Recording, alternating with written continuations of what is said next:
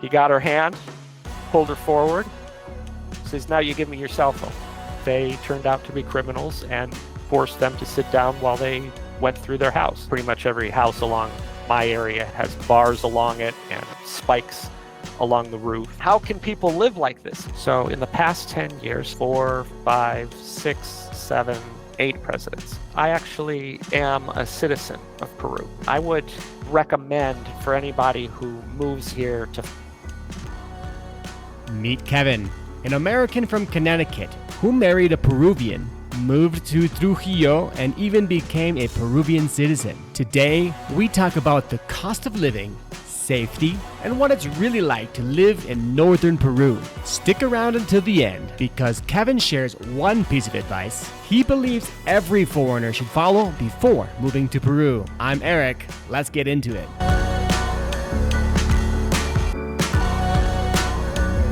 Welcome back to the channel. We have a new person to get to meet. Let's get to know him. My friend, what is your name?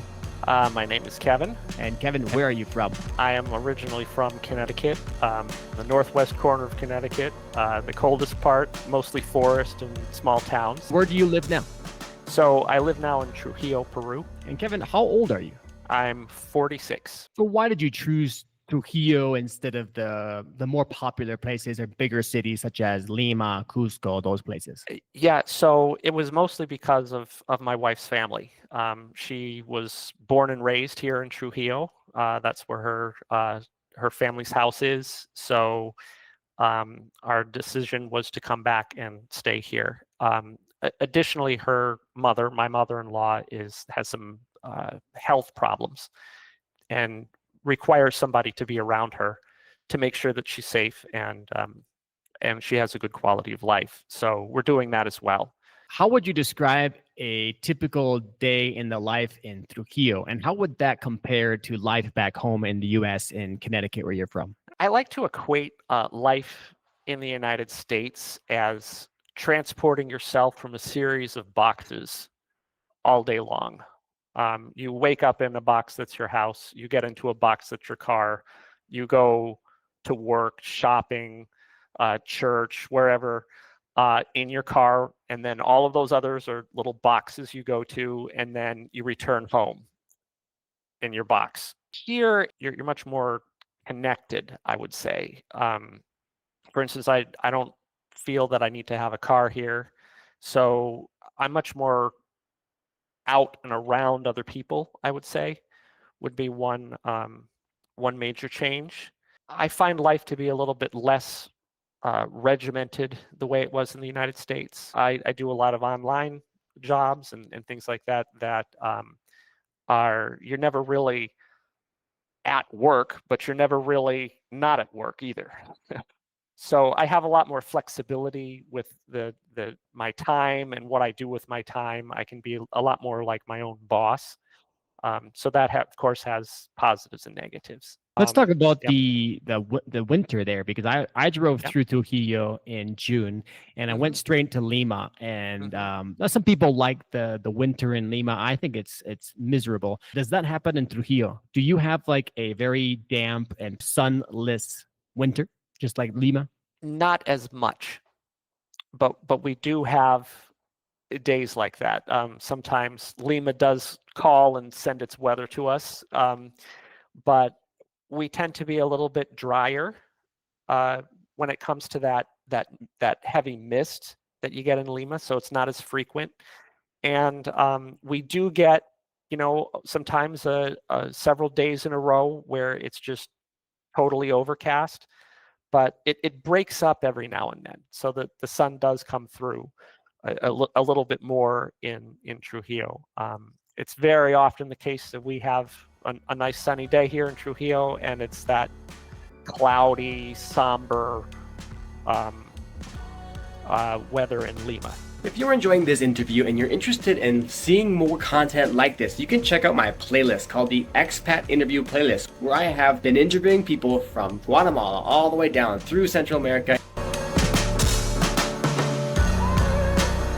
and now here in South America. So how safe do you feel in Trujillo? Has the recent political unrest made that either better or worse in your city? In Trujillo, Yes, it does have a reputation for not being very safe, but I think after having lived here for a while, I've learned what places to stay away from and what places are safe. For instance, the historic center, some of the nicer neighborhoods around the center are quite safe. But also, to avoid crime, there's a number of precautions you need to take. You don't show your wealth when you're out. You have an idea of what you need to carry to do what you're going to do, and don't carry anything more. So if somebody does try to steal from you, you don't have a lot to lose. We also have to keep an eye, on our houses. For instance, pretty much every house along my area has bars along it and spikes along the roof to prevent unauthorized entry. Cameras as well. How about the sense of security and safety in Trujillo since the beginning of this political unrest? This recent political unrest with the vacancia of Dina Boluarte really hasn't changed much here in Trujillo. It's been, and that is a common theme. So a lot happens in Lima. There's a lot of protests for political change and things like that, and also in the south of the country. But up here in the north, we're a little less interested in politics, I would say. So when the president changes in Lima, or there's these upheavals, very little seems to change on a day-to-day basis in Trujillo. Let's talk about daily life a bit more, and Okay. let's focus on the budget of living in Trujillo. So what would be a typical monthly budget for housing? Housing, I know very little about, unfortunately, because of my living situation, right? I live in the family house, so I don't pay rent. Let's give it just a guess on what you would be spending on something similar to what you're in. I would guess it would be on the order of about $500, $600 a month. But again, that's kind of where in Trujillo as well. What does the Value. 500 or 600 actually include? What do you live in? I live in a what would amount to be a townhouse. We've got 4+ bedrooms and 3 full baths. I've met expats, explored prices, walked to the streets, and looked into safety. If you're serious about Peru, check out the full playlist to get real boots on the ground info. Food, I would say you can eat well if you budget about 50 soles a day. Maybe a little bit more, a little bit less, depending on how rich you want to make it. So we got food. Transportation, longer taxi rides here are on the order of 10 to 15 soles. So really not that much. From one end of the city to the other is 30 to 40 minutes, about $5. Gotcha. So about 40 minutes for $5, about $1 every 8 minutes or so. Yeah. And you can negotiate with the taxi drivers before you get in. So Right. you can settle the price right there. Healthcare, I'll say, is a lot less expensive. I had a friend that needed some imaging work done in the United States, and I priced it out that it would be less expensive for her to travel here to Peru, okay, get the imaging done, and travel back to the United States than it would be to just have it done in the United States. Like a dentist, like going to the dentist is like about maybe $40 for dental prophylaxis, right? And a filling is going to probably set you back another 40 or 50, okay? So it is a lot less expensive, and the quality of healthcare, especially in Lima, is, I would say, quite good, if not better than what you would get in the United States, especially like the aftercare.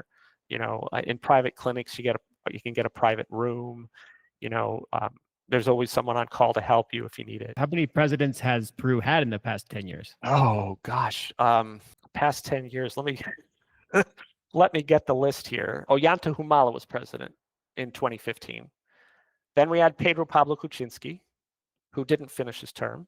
Martin Vizcarra, Manuel Merino, who was only president for 5 days. Francisco Sagasti. Then Pedro Castillo got elected. Pedro was only there for about a year and a half. Then Dina Boluarte, and now we have Jose Heri. So that is what 8 presidents. So 8 presidents and 10 years, huh? Yeah. So it sounds. Oh my goodness! How is this? How can people live like this? But we do. Let's talk about your experiences with petty crime, if you've had them, and maybe any other people that you know that have had experiences with this. Yeah. So personally, I haven't been stuck up or held up on the street or anything like that. But I am 6'1". I'm kind of big. I do work out. A lot of the criminals are going to look for somebody who's less likely to put up a fight. So personally, no, but I do know some people that have been crime victims. One was a nurse that was leaving her shift, and she was greeted by a person that looked like they just wanted to thank her for her service, and thank you so much for taking care of patients and stuff like that. And he gave his hand to shake her hand. He got her hand, pulled her forward, says, "Now you give me your cell phone." Okay. I did have a bicycle stolen off of the second floor balcony of my house, but again, it was in a visible area that was accessible enough that somebody was able to climb up and take it. Okay. That's very common. If it's not behind a secure place, it disappears quite quickly.